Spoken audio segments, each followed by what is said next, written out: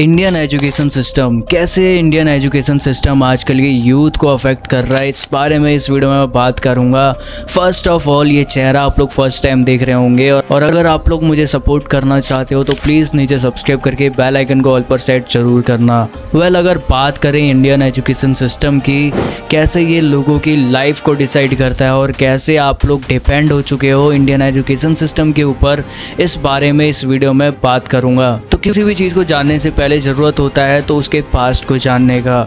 तो Indian education system क्या है, इसके पास्ट को परखते हैं। तो इंडियन एजुकेशन सिस्टम का हिस्ट्री कुछ ये रहा है कि पहले इस मॉडर्न स्कूल के बजाय गुरुकुल हुआ करते थे, जहाँ पर लोग जाते थे और अपनी नॉलेज लिया करते थे। बेसिकली टीचर्स के बजाय पहले गुरु हुआ करते थे, जो लोगों को, बच्चों को पढ़ाते थे, सिखाते थे, उनको लाइफ लेसन्स देते थे कि कैसे आप एक अच्छे इंसान बन सकते हो और कैसे आप दुनिया में सरवाइव कर सकते हो।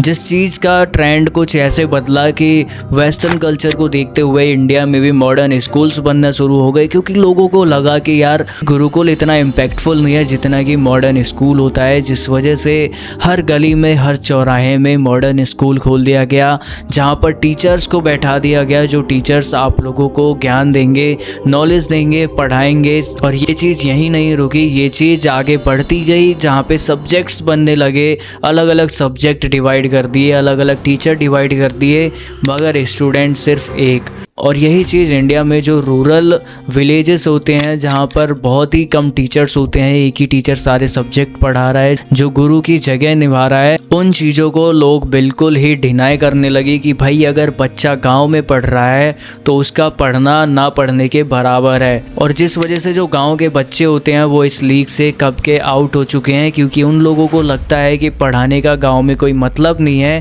उन लोगों के पढ़ने का कोई मतलब नहीं है, क्योंकि गाँव में पढ़ के क्या ही कर लेगा बच्चा। अगर मॉडर्न स्कूल होगा तभी सही नॉलेज मिलेगी।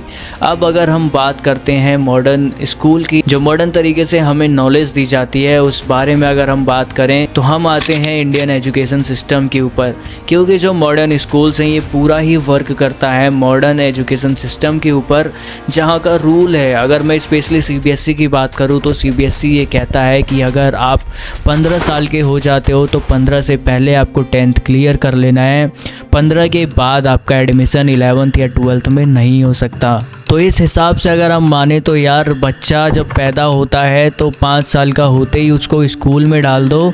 मतलब मैं आप लोगों को इनका बेसिकली टाइमलाइन बताता हूँ, क्या इनके हिसाब से हमें चलना चाहिए। तो हम लोग जैसे ही 5 साल के होते हैं हम लोग को स्कूल ज्वाइन कर लेना है और 20 क्लास में कभी भी हमें फेल नहीं होना। और अगर हम नर्सरी, एलकेजी, यूकेजी को जोड़ें तब तो हमें 3 साल से ही स्कूल जाना शुरू कर देना चाहिए। और जैसे ही हम 10 साल के होते हैं, 15 साल के होते हैं, हमें 10th क्लियर कर लेना है। उसके बाद हमारी जो मेन जो लाइफ का प्रॉब्लम होता है वहाँ से शुरू होना स्टार्ट होता है। एजुकेशन बनाया गया था ताकि लोग सीख सकें लाइफ कैसे जीनी है, कैसे सरवाइव करना है, कैसे एक अच्छा इंसान बनकर रहना है। मगर यहाँ से शुरू होता है स्ट्रेस, और बच्चों के ऊपर 10th के बाद स्ट्रेस आना शुरू होता है कि क्या सब्जेक्ट लेना है, क्या आगे लाइफ में करना है। वो चीज़ें उनको 10th क्लास से ही डिसाइड करनी पड़ती है। जिसके बाद आता है 11 12, और 11 12 करते करते हमारी जो एज होती है वो 17 से 18 साल हो जाती है। हमने 17 से 18 साल इसी चीज़ में निकाल दिया। हमने ना बचपन एंजॉय कर पाए, ना ही हम अच्छे से अपना पैशन फॉलो कर पाए। हम सिर्फ और सिर्फ इन सालों तक पढ़ाई करते रह गए, सिर्फ पढ़ाई करते रह गए। और यहाँ से शुरू होता है इंडियन एजुकेशन सिस्टम। जो इंडियन एजुकेशन सिस्टम है वो उसके हिसाब से 12th के बाद हमें कॉलेज करना पड़ेगा। कॉलेज नॉर्मली 3 साल से 5 साल आपको करना ही करना पड़ेगा, जिसके बाद आपकी एज जो होती है वो 18 से सीधे हो जाती है। 21 से 23 24 साल आपको लग जाएंगे कॉलेज क्लियर करने में। जिसके बाद आप लोगों को जॉब के लिए इधर उधर इंटरव्यूज़ देने पड़ते हैं। और अगर आप लोग एक बहुत ही अच्छे कैंडिडेट हो, बहुत ही अच्छे स्टूडेंट हो, तो जॉब खुद आपके पास चल कर आएगा, लेकिन उसमें भी आपको 24 से 25 साल लग जाएंगे। आप लोगों की एज अब 24 से 25 साल हो चुकी है। 24 से 25 साल होने के बाद आप लोगों को जॉब मिली है, और जॉब की जो सैलरी होगी, स्टार्टिंग प्राइस, अगर आप 4-5 साल कॉलेज करके जा रहे हो तो मैक्सिमम आप लोगों को 30 से 40 हज़ार सैलरी दी जाएगी। और बहुत ही कम सैलरी आप लोगों को इस एज में मिलती है इतना टाइम स्पेंड करने के बाद, और 25 साल जब आपका क्रॉस होता है उसके बाद स्टार्ट होता है आपका लाइफ। यानी कि इंडियन एजुकेशन सिस्टम के अकॉर्डिंग आप जब 25 के हो गए हो, आपकी जॉब लग चुकी है, तो अब आपकी बारी है शादी करने की। और आप लोग को शादी करना पड़ता है 29 से 30 साल तक, यानी 5 साल आपने जॉब किया है। और जॉब करने के बाद आप लोगों ने बहुत मेहनत करी है प्रमोशन के लिए, और जब आपके प्रमोशन का टाइम आया है तब आप लोगों को शादी करना है।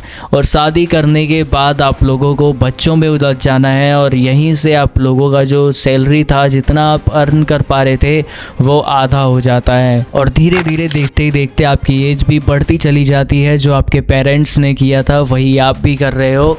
इंडियन एजुकेशन सिस्टम के अकॉर्डिंग यही चलता रह जाता है, और हम लोग अपने पेरेंट्स को टाइम नहीं दे पाते। जो बच्चे होते हैं जो सोचते हैं कि यार हम अपने मम्मी पापा को लेकर यहाँ जाएंगे वहाँ जाएंगे, वो सपने धरे के धरे रह जाते हैं। और कुछ इस तरीके से इंडियन एजुकेशन आपकी लाइफ डिसाइड करता है। और इतना कुछ होने के बाद भी अगर आपके पास बहुत सारा पैसा है तो आप इन चीज़ों को स्किप कर पाते हो, और इतने कम एज में आप कुछ कर पाते हो। और कहीं ना कहीं यही रीज़न बन जाता है कि आज की डेट में जो अमीर लोग हैं, जिनके पास बहुत पैसा है, वो और ज़्यादा अमीर होते चले जाते हैं, और जो गरीब है वो और ज़्यादा गरीब होता चला जाता है। क्योंकि यार अगर हमें इंडियन एजुकेशन सिस्टम के अकॉर्डिंग चलना है तो हमें किसी भी चीज़ को लर्न करने के लिए बहुत ज़्यादा पैसा इन्वेस्ट करना पड़ता है। और बहुत ज़्यादा पैसा इन्वेस्ट करने का मतलब है कि आप लोगों को अमीर होना पड़ेगा, और आपके पास पहले से ही पैसा है, आपको पैसा देके और पैसा कमाना है।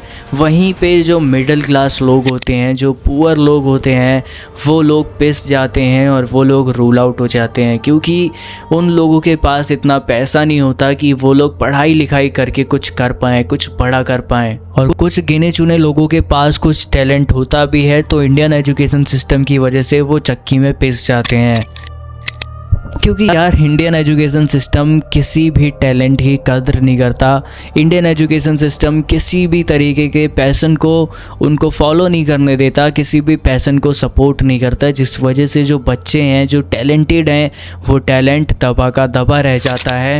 और अगर आप पढ़ लिख गए तभी आप कुछ कर पाओगे, यही बात हमेशा सबको सिखाई जाती है, और यही बात लागू भी हो जाती है। और इस चक्कर में कई लोगों की लाइफ बर्बाद हो जाती है, क्योंकि यार आप पूरा टाइम अपना दे चुके होते हो। 30 साल आपने इन्वेस्ट किया पढ़ाई लिखाई के ऊपर, जॉब के ऊपर, जिसके बाद आपकी शादी हो गई है, आपके बच्चे हो गए हैं, और अब आपको उनको पालने के लिए कमाना ही पड़ेगा। आप इस उम्र में आकर कुछ भी अलग चीज़ें नहीं कर सकते, और यही इंडियन एजुकेशन सिस्टम कहता है। और मुझे नहीं पता आप लोग इस सिस्टम के अकॉर्डिंग चलते हो या फिर नहीं चलते, और ना ही मैं इस चीज़ को क्रिटिसाइज़ भी करता हूँ। मगर हाँ, एक चीज़ मैं ज़रूर कहूँगा कि इंडियन एजुकेशन सिस्टम को, पैसन्स को, ड्रीम्स को, और जो भाई टैलेंट्स हैं उनको ज़रूर सपोर्ट करना चाहिए। उनके लिए भी एक फील्ड बनानी चाहिए जहां बच्चे जो टैलेंट है उनके अंदर, वो बचपन से ही उस चीज़ को फॉलो करने लगे। जब भी उनके अंदर वो टैलेंट है, वो उस चीज़ को टारगेट करके चले, तो मेरे ख्याल से दुनिया काफ़ी बदल जाएगी। वेल, आप लोगों का क्या मानना है, क्या आपकी राय है, क्या आप लोगों को इंडियन एजुकेशन सिस्टम पसंद है, मुझे कमेंट में ज़रूर बताना। और हाँ, मैं मिल जाऊँगा आप लोगों से किसी और नेक्स्ट वीडियो में। तब तक के लिए नीचे सब्सक्राइब करके बेल आइकन को ऑल पे सेट ज़रूर कर देना। बाय।